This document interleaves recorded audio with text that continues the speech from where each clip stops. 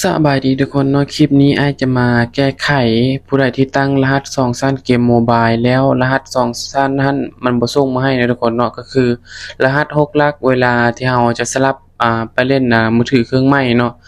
เวลาเรากดส่งรหัสแล้วมันจะมีรหัส6หลักมาให้แต่ว่าบางคนมันบ่ส่งมาให้แล้วบางเทื่อก็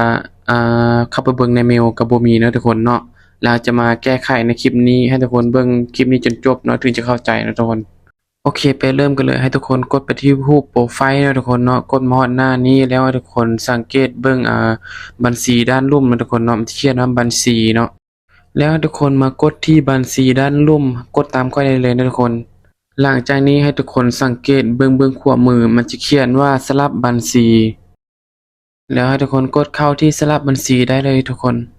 มาฮอดหน้านี้เกมที่ทุกคนเสื่อมนะทุกคนเกมเก่าที่ทุกคนเสื่อมกับแพลตฟอร์มได้ก็ให้กดเข้าแพลตฟอร์มนั้นเนาะทุกคนเนาะตัวอย่างมากด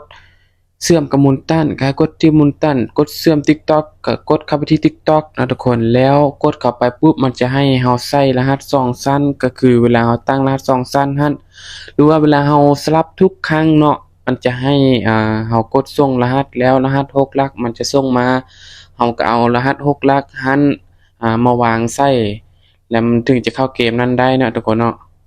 ตัวอย่างคือ ID นี้เลยเนาะอาจจะเป็นตัวอย่างให้ทุกคนเบิ่งเลยว่าเวลาเขากดรหัสแล้วมันบ่ส่งรหัสมาให้เราเนาะทุกคนเนาะก็คือเกมที่ทุกคนยังชื่อ Gmail ชื่อรหัสแต่เวลาทุกคนสลับแล้วขอรหัส2สั้นมันบ่ส่งรหัส2สั้นมาให้ทุกคนเนาะแต่ว่าเกมที่อ้ายเข้าบ่ได้แม่นอ้ายเสื่อม3แพลตฟอร์มเนาะทุกคนเนาะอ้ายเสื่อมทั้ง Facebook แล้วก็ TikTok แล้วก็Moonton เนาะ เขากด3บัญชีนี้ทุกคนเนาะบัญชีได้มันก็ต้องได้ใช้รหัส2สั้นคือเก่าเนาะทุกคน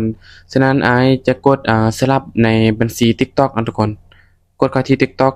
โอเคทุกคนกดเข้าปุ๊บแล้วมันกำลังจะลิงก์ไปที่บ่อนที่เราจะกดใส่รหัส2สั้นก็คือหน้านี้เนาะทุกคนเนาะแล้วมันสิเด้งขึ้นมาเนาะทุกคนโอเคหน้าแบบนี้เนาะทุกคน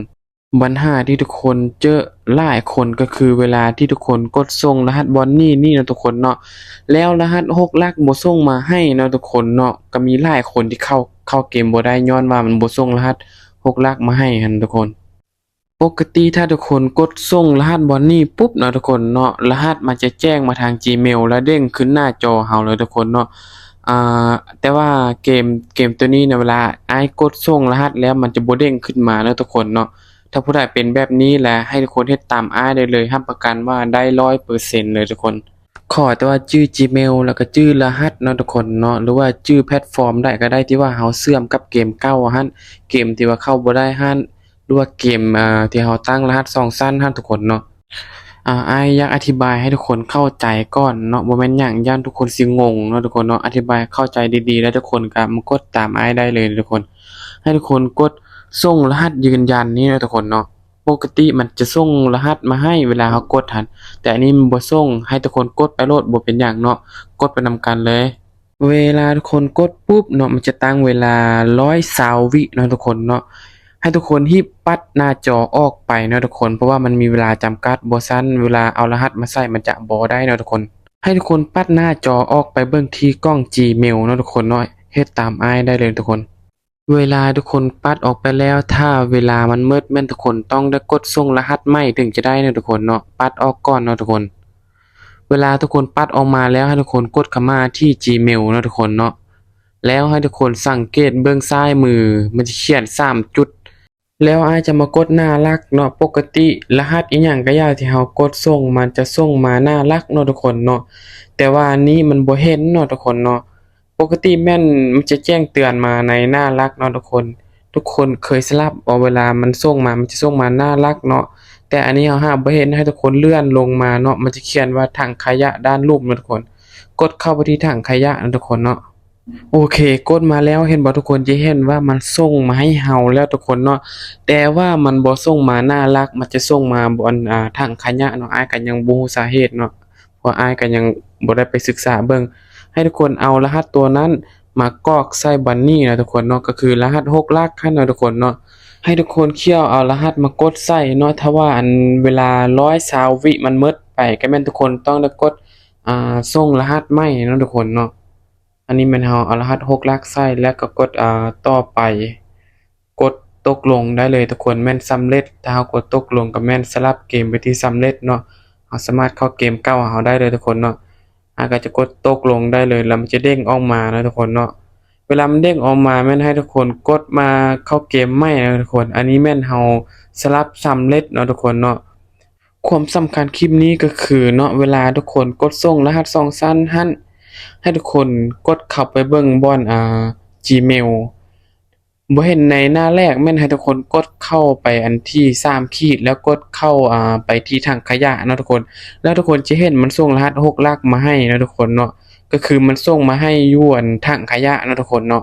เพราะว่าบ่เห็นหน้าหลักแม่นให้ทุกคนกดเข้าไปเบิ่งในถังขยะได้เลยทุกคนแม่นจะเห็นรหัส6หลักส่งมาให้แน่นอนเลยคลิปนี้แม่นเฮาสลับสำเร็จเนาะเกมที่เฮาตั้งรหัสเกมโมบาย2ชั้นเนาะทุกคนเนาะ อ้ายจะมาอธิบายเกี่ยวกับ Gmail อีกครั้งหนึ่งนะทุกคนให้ทุกคนเข้าใจก็คือเวลาที่ทุกคนเข้ามาเอารหัสให้กดที่3ขีดเบื้องซ้ายเนาะทุกคนเนาะกดเข้าไปที่3ขีดหั่นแล้วให้ทุกคนเลื่อนลงมาเนาะมันจะเขียนว่าถังขยะนะทุกคนกดเข้ามา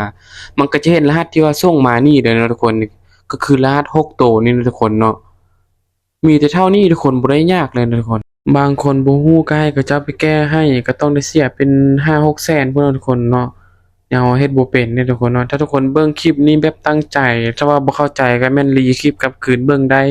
แม่นอ้ายรับรองได้เลยว่าทุกคนสามารถเฮ็ดได้100%เลยทุกคนอันนี้ก็เป็นเกมใหม่ของเรานะทุกคนเนาะเกมที่เราเข้าบ่ได้ก็คือเกมที่อ้ายตั้งรหัส2ชั้นนะทุกคนเนาะ